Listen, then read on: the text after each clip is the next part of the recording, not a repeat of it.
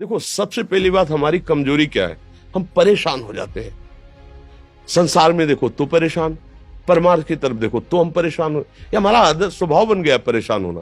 थोड़ा सा धैर्यवान बनो, गंभीर बनो।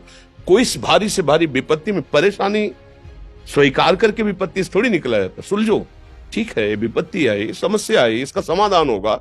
ऐसा थोड़ी कि हमें नष्ट कर देगी। अगर अभी हमारी बड़ी हानि हो जाती है, हम कल इससे बड़ा लाभ प्राप्त कर सकते हैं। हमको एकदम बिल्कुल गंभीर रहना है, इतने कमजोर नहीं बन जाना। अब वो गए तो क्या होगा, अब वो वस्तु गई तो क्या, पद गया तो क्या होगा। प्रयास किया था, ये पद मिला था, इससे बड़ा पद प्राप्त करूंगा, मैं इससे बड़ा महान बनूंगा। ठीक है, एक बार गिर गया, गलती हो गई, दंड भोगूंगा, फिर इससे ज्यादा संयम में रहूंगा। बिल्कुल मतलब एकदम फ्रेश दिमाग रखना चाहिए।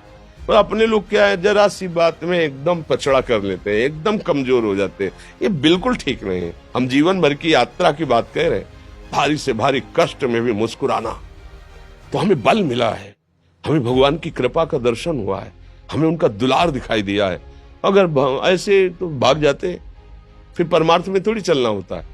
आज जो आप सुन करके लाभ लेने की चेष्टा कर रहे हो ना, ये केवल प्रवचन नहीं है, ये जीवन है। अगर ये जिए ना होते ना, तो ये इसका प्रभाव नहीं पड़ता, फिर वाणी का प्रभाव नहीं पड़ता। हम इसीलिए कहते हैं, जैसे आप लोग एकदम परेशान हो जाते हैं, तो बोलो क्या हमसे ज्यादा परेशानी होगी?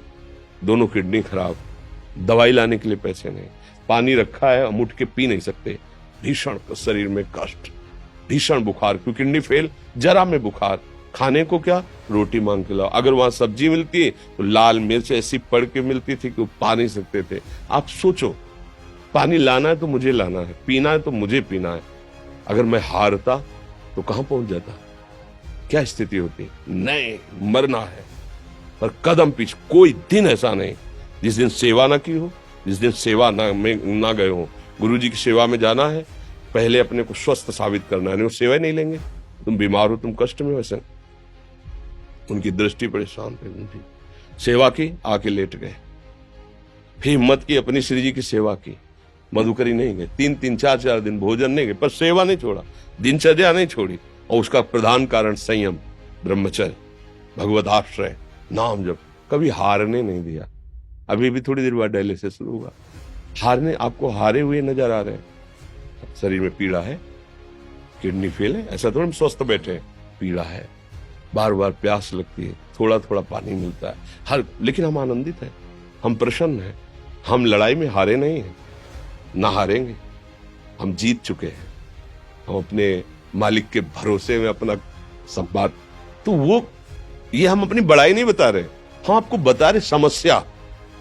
सोचो, तुम्हारे पास तो माँ है, भाई है, बहन है, परिवार है, कोई ना कोई तो है ना। मेरा किसी ने कभी जीवन में ध्यान भी नहीं दिया, क्यों? बचपन से बाबा जी बन गए, किसी से प्यार नहीं, किसी से संबंध नहीं, कोई जानकारी नहीं, हम कहाँ हैं, वो कहाँ है, किसी से कोई मतलब नहीं। अच्छा, जवान साधु कौन श्रद्धा करे?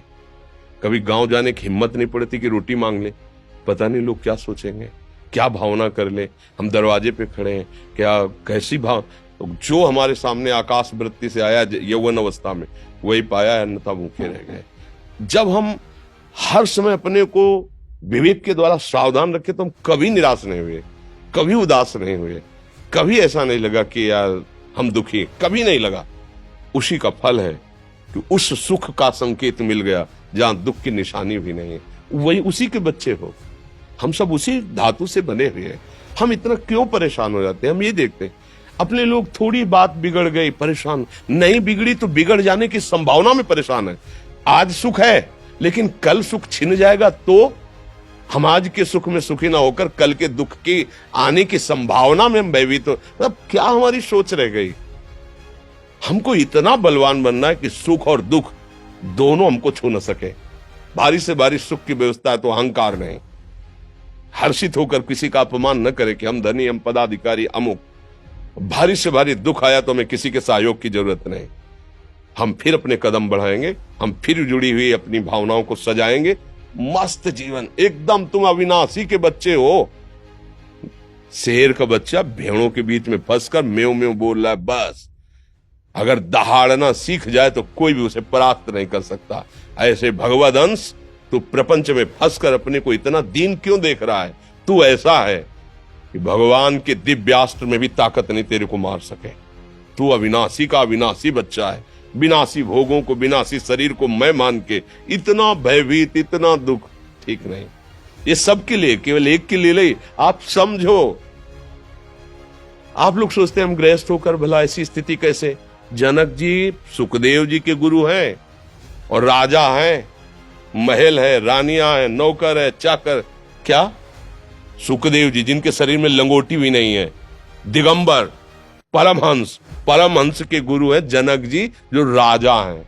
समझो, आप ऐसा ना सोचे कि हम नौकरी कर रहे हैं, हम संसार में, हम गृहस्थ हैं, हम आध्यात्मिक की ऊंचाई पर नहीं चढ़ सकते। नहीं, आप एक सरकारी नौकरी या आप किसानी या व्यापार करते हुए आप एक अध्यात्म की ऊंचाई में चढ़ सकते हैं। और अध्यात्म ही है जो तुम्हें इस माया के दुख सुख से ऊपर उठा सकता है। दूसरा, चाहे जितनी संपत्ति आ जाए, आप सुखी नहीं हो सकते।